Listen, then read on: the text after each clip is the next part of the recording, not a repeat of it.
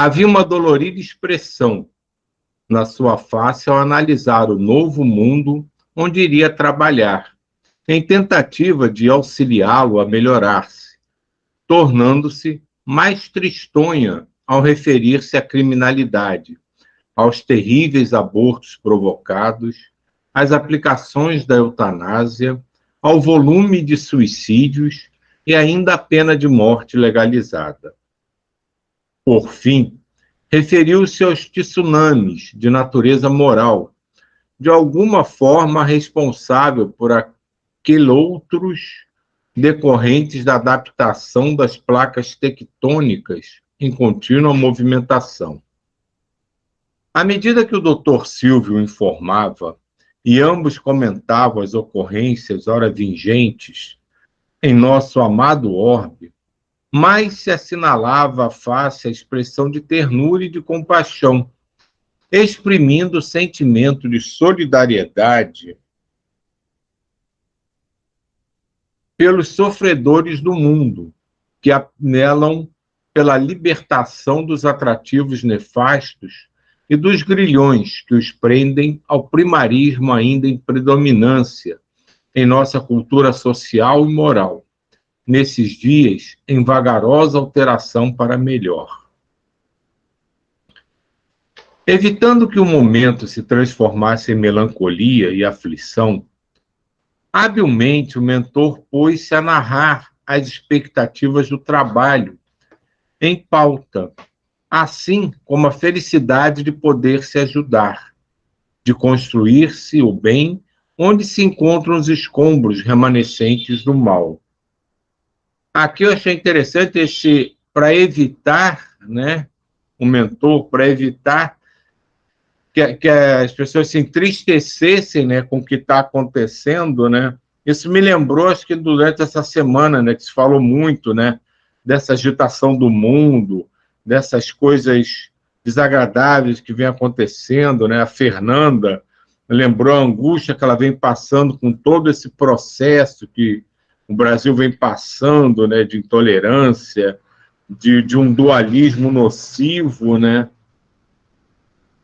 E lembrando que, embora isso seja, do nosso ponto de vista, desagradável, ele é necessário para esse processo, de transformação, de evolução planetária.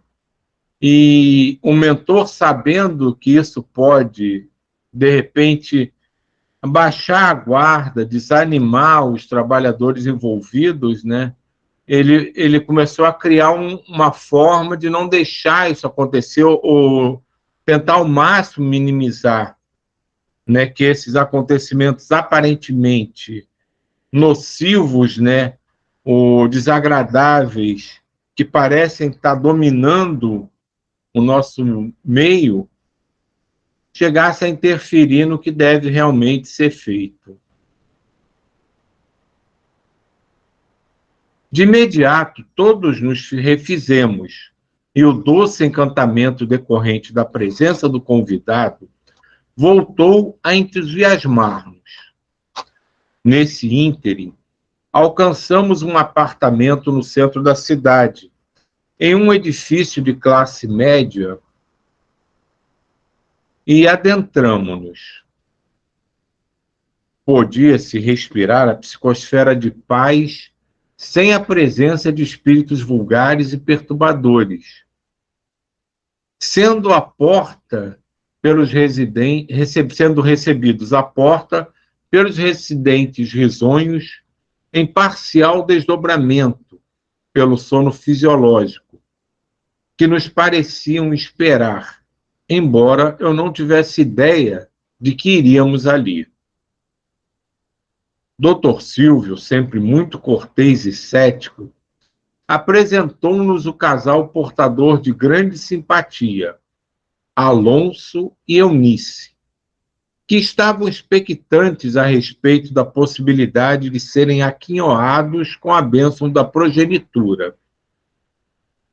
Dificuldades iniciais que inibiam o cavalheiro haviam se tornado motivo de sofrimento, que foi ultrapassado mediante uma cirurgia de pequeno porte, a que se houvera submetido com excelentes resultados.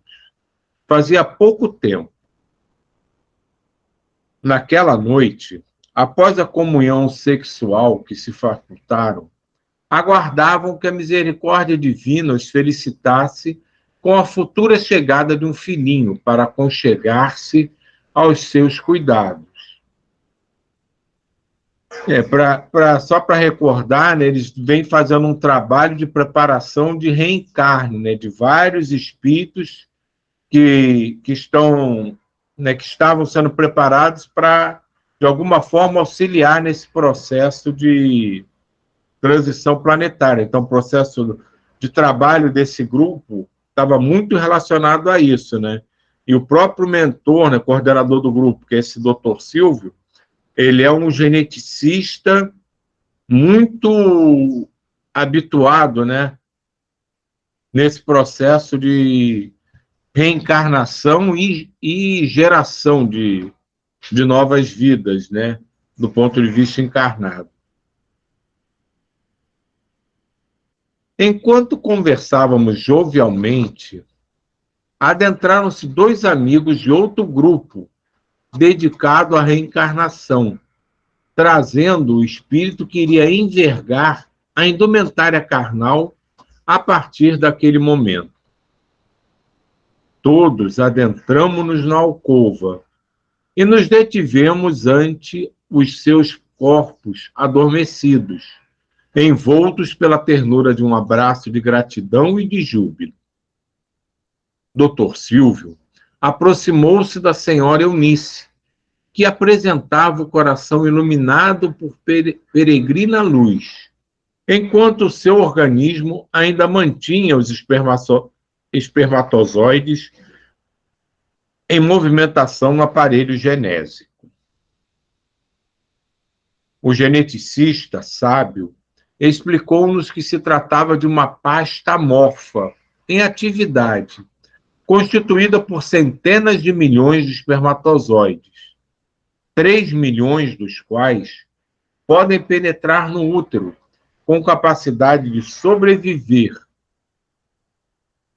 pelo tempo de até 48 horas. Esclareceu-nos que o processo de fecundação dá-se dentro de um período de mais ou menos 10 horas. Quando selecionado, ruma em viagem ascensional pelo tubo vaginal, atravessando o colo do útero, a fim de poder penetrar na trompa de Falópio, onde se dará um encontro com o óvulo, preparado para recebê-lo.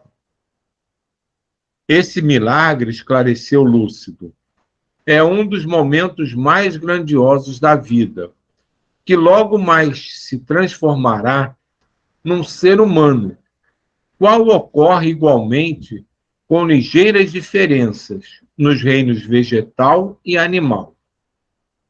Quando se dá a união dos gametas, tecnicamente, estão programadas as heranças dos ancestrais, que sabemos serem estabelecidas graças à lei de causa e efeito através do espírito.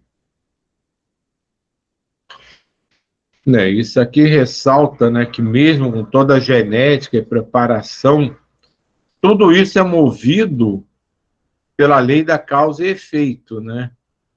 Que cai um pouco no que foi discutido até ontem, né, sobre a coisa do merecimento, que seria o merecimento. O merecimento, na verdade, nada mais é do que a aplicação justa e divina da lei de causa e efeito. O merecimento não existe por si só. Na verdade, merecimento, aquilo que se aspira, é consequência, né, ou seja, a causa de um efeito anterior. Mas, por exemplo, para você, tem casais que são bons pais e que têm os filhos que caem em drogas, roubam, sem necessidade. Para quem coube o efeito, a causa? Porque às vezes são, sei lá, tem todo o amor, tem todo o carinho, toda a compreensão, e, no entanto, enredam por outros caminhos completamente diferentes, chegando às vezes até a matar os pais, ou sei lá o quê. É assim. Peraí, Silvio, peraí. Continuando aí que a Solange falou, vocês já viram famílias, vamos supor, tem 3 filhos. Um é ótimo, o outro maravilhoso, e o outro vai para outros caminhos, né? Dentro aí do que a Solange falou, né? A mesma criação, os mesmos pais, o mesmo ambiente, e um se vai para o outro lado assim, né? Isso que eu pensei assim. É exatamente isso. Isso a gente tem que pensar, né? Naquela situação de que cada um é cada um. Pode até que uma família, ou aqueles espíritos que estão envolvidos, todos já tenham algum relacionamento, já se conheçam, tem toda essa preparação. Mas, assim, nesse caso específico, ele está falando de espíritos que estão vindo para trabalhar. Mas vocês não estão levando em consideração dos espíritos que vêm quase que compulsoriamente, porque precisam resgatar. E nem sempre esses filhos problemáticos, eles têm dívidas com os pais. Às vezes aqueles pais aceitam que aquele espírito venha para que eles tentem envolvê-lo no amor. Esse trabalho deles aí é diferente, né? Esse aqui é espíritos de luz especial, né? Todo mundo aqui é bonitinho, não tem nenhum feio aqui, não. Então, esse trabalho é específico para isso. Ele está descrevendo um trabalho que está sendo feito de espíritos que estão vindo para ajudar o processo. Aí está envolvendo tanto pais que já têm um certo conhecimento, um certo desenvoltura espiritual, como os espíritos que vão ser os filhos, todos eles estão envolvidos no auxílio desse processo. Mas voltando ao que vocês levaram, cada um traz a sua essência. E muitas vezes,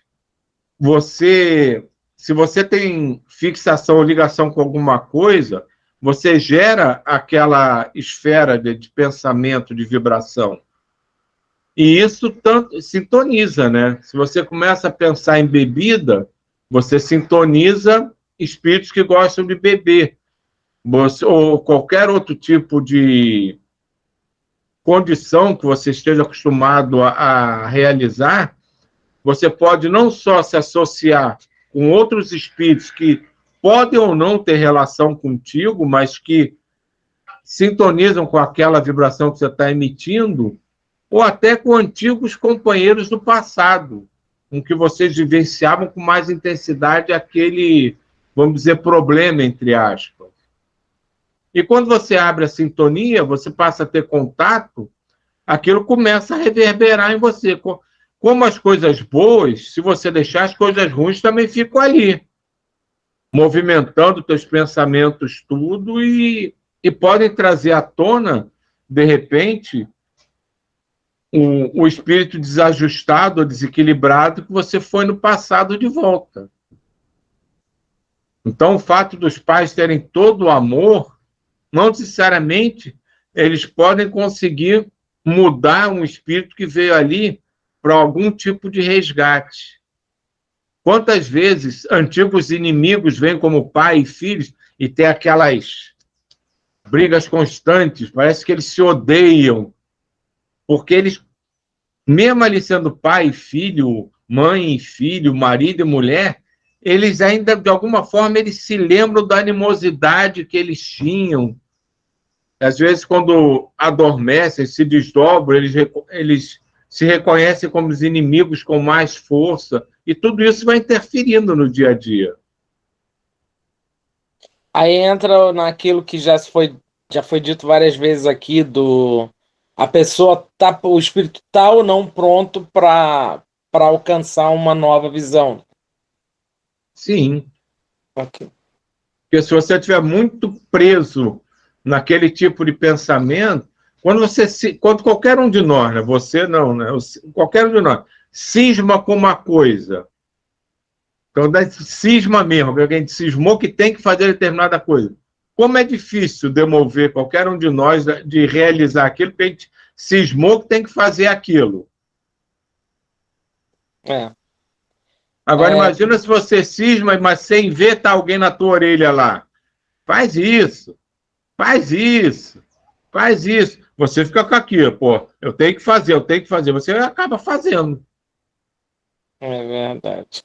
Agora, quando fala de bebida, quando se refere a atrair espíritos, quando você vai encher a cara, né? Não é tomar um vinhozinho, uma cervejinha, não é isso não, né? Não, não é isso não. É aquela coisa quanto mais. Mas vai acabar com a É, alegria pobre também não dá certo.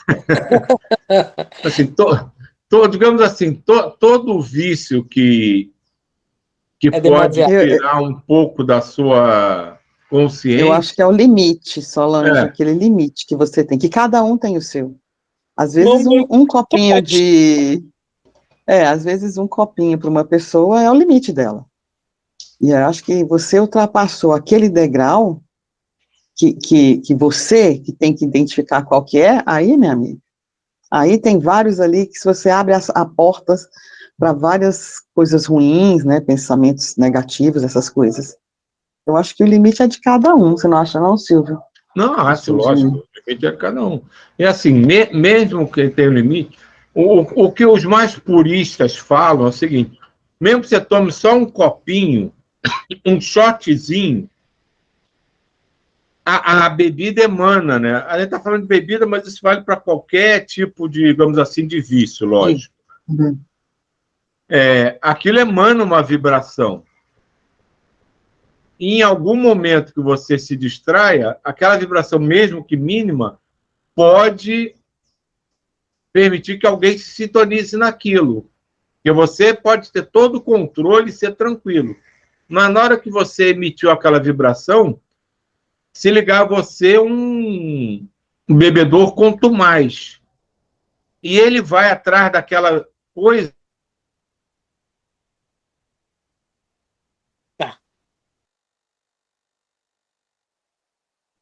né? E Se a sua internet está ruim, Você travou, Silvio? Ou sou eu? Não, acho que é o Silvio mesmo que travou.